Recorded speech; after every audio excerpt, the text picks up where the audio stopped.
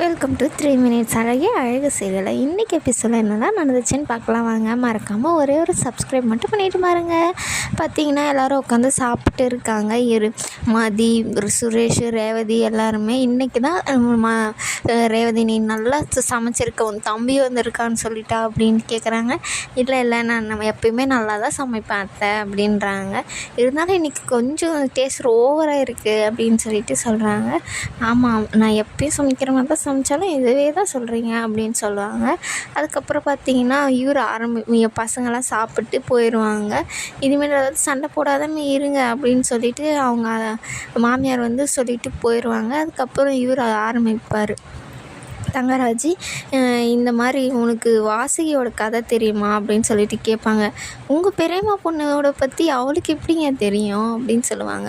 நான் அந்த வாசுகியை சொல்லலை, நான் திருவள்ளுவரோட பொண்டாட்டி வாசுகியை பற்றி பேசிகிட்டு இருக்கேன். ஓ அப்படியா, படித்த பொண்ணு உனக்கு கண்டிப்பாக தெரிஞ்சிருக்கும் அப்படின்வாங்க. எனக்கு தெரியும் அப்படின்னு சொல்லிட்டு சொல்லுவாங்க. ஒரு நாள் தண்ணியில் இந்த கிணறுல தண்ணி இறைச்சிட்டு இருப்பாங்க. அப்போது திருவள்ளுவர் கூப்பிட்டாருன்னு சொல்லிட்டு அந்த வாளி அப்படியே நிற்கும். அவங்க அங்கே ஓடி போய் பார்த்துட்டு வரும்போது அந்த வாளி அப்படியே அந்த இடத்துல தொங்கிட்டு இருக்கும் அப்படின்னு சொல்லிட்டு சொல்கிறாங்க. இதுலேருந்து என்ன தெரியுது, ஒரு புருஷனுக்கு பொண்டாட்டி எவ்வளோ முக்கியம், அவங்களுக்கு எவ்வளோ அடிப்படைஞ்சு இருந்தனால தான் அப்படி இருக்குது. அதனால தான் அவர் 1300 குறள் எழுதியிருக்காரு அப்படின்னு சொல்லிட்டு சொல்கிறாங்க. இப்போ என்னங்க சுரேஷ் எதனா போயாமல் எழுத போகிறான்னா என்ன அப்படின்றாங்க. குறுக்க பேசாத அப்படின்னு சொல்லிட்டு சொல்கிறாங்க. ஒரு புருஷனுக்கு ஒரு பொண்டாட்டி தான் ஒரு இது சொன்னால் கேட்டுக்கணும் அப்படின்னு சொல்லிட்டு சொல்கிறாங்க. ரேவதி இருந்துக்கிட்டு, நம்ம வீட்டில் எப்படியோ கிணறு இல்லைப்பா, இல்லைன்னா இதுக்கு ஏதாச்சும் சொல்லியிருப்பாரு. என்னது அப்படின்னு. ஒன்றும் இல்லைங்க சிக்கன் வைக்கவா அப்படின்றாங்க. இல்லை வேணாம் அப்படின்னு சொல்லிட்டு அவங்க சொல்ல ஆரம்பிக்கிறாங்க. அது எல்லாத்துக்குமே மதி ஒன்றுமே சொல்லாத எல்லாத்துக்குமே தலையாட்டிகிட்டே இருப்பாங்க. சரிங்க, ஓகே, அப்படின்னு சொல்லிட்டு தலையாட்டிகிட்டே இருப்பாங்க. அவங்க சொல்ல ரேவதி இருந்துக்கிட்டு, பரவாயில்லையே இந்த பொண்ணுக்கு இவ்வளோ பொறுமை இருக்கே அப்படின்னு சொல்லிட்டு சொல்லுவாங்க. அதுக்கப்புறம் எல்லோரும் சாப்பிட்டு கிளம்பும்போது பார்த்திங்கன்னா அங்கே மலர் எல்லாம் உட்காந்து டிவி பார்த்துட்டு இருப்பாங்க. டிவி பார்த்துட்டே இருக்கும்போது ஒரு சீன் வந்துடும், ரொமான்ஸ் சீனு.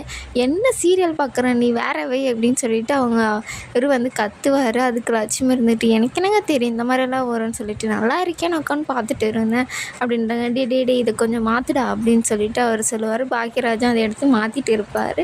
அதுக்கப்புறம் இவங்களை ஸ்ருதியை என்ன நீ உட்காந்து டிவி பார்த்துட்டு இருக்க, போய் படிப்போம். இவ்வளோ நேரம் நான் படிச்சுட்டு தான்ப்பா இருந்தேன், இப்போ தான் ஃபோனு தான் பார்த்துட்டு இருக்கேன், நான் டிவி கூட பார்க்கல அப்படின்னு சொல்லிட்டு சொல்லுவாங்க.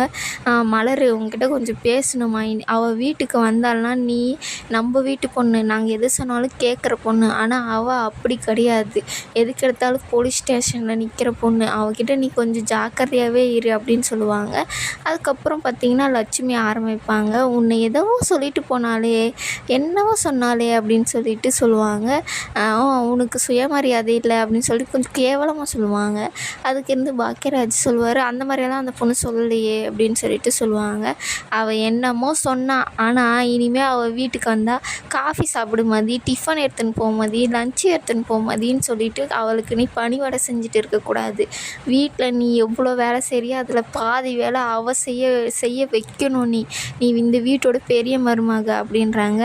இந்த டைம் மட்டும் அவள் ஒத்து வரல, அவளை இந்த வீட்டுக்கு சரி வரலன்னு சொல்லிட்டு அமுச்சிட வேண்டியது தான் அப்படின்னு சொல்லிட்டு எல்லாருமே பேசுகிறாங்க. ஆனால் மலருக்கு கொஞ்சம் கஷ்டமாக தான் இருக்கும், அவங்கள எப்படி இந்த மாதிரிலாம் பண்ண போகிறாங்க அப்படின்னு சொல்லிட்டு.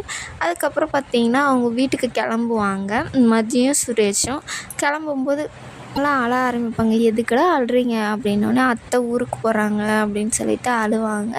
அவங்களும் ஏன் அழுகுறீங்க, அழாதீங்க, நான் பாட்டி வீட்டுக்கு தானே போகிறாங்க அவங்க அத்தை, நம்ம அப்பப்போ போய் பார்த்துக்கலாம் அப்படின்னு சொல்லிட்டு சொல்லுவாங்க. நீங்கள் இப்படி தான் சொல்லுவீங்க, ஆனால் கூடவே போக மாட்டீங்க அப்படின்வாங்க. இல்லை நான் கண்டிப்பாக வரேன் அப்படின்வாங்க. உங்கள் அத்தை அடிக்கடிக்கு சண்டை போட்டு இங்கே வந்துடுவா, விடுறா, எதுக்கு அழுற அப்படின்னு சொல்லிட்டு அவங்க பாட்டி சொல்லுவாங்க. சுரேஷ் இருந்துக்கிட்டு, ஏன் இப்போ அழுறீங்க, நீ உனக்காக ஒன்றும் நாங்கள் அழலை, அத்தை போகிறாங்கன்னு இருந்தால் நான் அழுகுறேன் அப்படின்னு சொல்லுவாங்க. சரி பசங்களாம் உள்ளே கூட்டிகிட்டு போங்க அப்படின்னு சொல்லிட்டு போயிட்டு பின்னாடி சுரேஷ்கிட்ட ரேவதி சொல்லுவாங்க, ஒரு விஷயம் நடந்தால் நல்லா விசாரித்து கோவப்படு, எது இருந்தாலும் யார் பக்கம் உண்மை இருக்குது பொய் இருக்குதுன்னு விசாரி அப்படின்னு சொல்லுவாங்க. என் மச்சானுக்கு நான் சொல்லிக்கிறேன், நீ கம்முனிரு அப்படின்னு சொல்லிட்டு சுரேஷ் வெளியே கூட்டிகிட்டு போயிடுவாங்க. மதிக்கிட்ட பார்த்திங்கன்னா சொல்லுவாங்க ரேவதி, நீ நல்ல பொண்ணு தான், நீ அவனை புரிஞ்சு நடந்துக்கோ அப்படின்னு சொல்லிட்டு அவங்களுக்கு கொஞ்சம் அட்வைஸ் பண்ணுவாங்க. சரிங்க அப்படின்னு சொல்லிவிட்டு அவங்களும் சொல்லுவாங்க. சுரேஷ் கிட்ட வந்து சொல்லுவாங்க, நான் மறுபடியும் சொல்கிறேன்னு நீ நினைக்காத சுரேஷ், இதுதான் உண்மை. என் பொண்டாட்டி தலைகீழ காஃபி எடுத்துன்னு வானா கூட எனக்காக ப்ராக்டிஸ் பண்ணி எப்படி நடந்து அது எடுத்துகிட்டு வந்து கொடுப்பா. அதே மாதிரி நீயும் அவளை மாற்றணும். மதியமும் உன் அப்பா எப்படி உன் அம்மாவை கண்ட்ரோலில் வச்சுன்னுக்கிறாள், கேவலம் அந்த பாக்கியராஜ் கூட அண்ணியை கண்ட்ரோலில் வச்சுட்டு இருக்கான். அது மாதிரி நீயும் மதியை வந்து உன் கண்ட்ரோலில் இருக்கணும் அப்படின்னு சொல்லிவிட்டு அவருக்கு சொல்லி கொடுத்துட்டு இருக்காங்க. அவரும் சரி எல்லாத்துக்கும் அப்படின்னு சொல்லிட்டு தலையாட்டிட்டு கிளம்புறாங்க. வண்டியில் போகும்போதே நான் ஸ்பீடாக போகிறேன்னா அப்படின்னு கேட்குறாங்க. இல்லை அப்படின்றாங்க.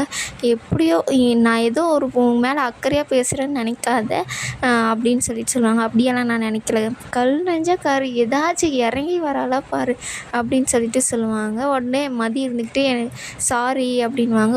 உனக்கு வாயிலேருந்து அந்த வார்த்தையெல்லாம் கூட வருமா அப்படின்னு சொல்லிட்டு கேட்குறாங்க. இல்லை, உங்களால் இது பண்ணது எனக்கு அவ்வளோ இன்டென்ஷன் இல்லை, நான் தெரியாமல் பண்ணிட்டேன், சாரி அப்படின்றாங்க. சரி அப்படின்னு சொல்லிட்டு அவங்க 2 பேரும் போயிட்டு இருக்காங்க. இதோட இந்த எபிசோடும் முடியுது.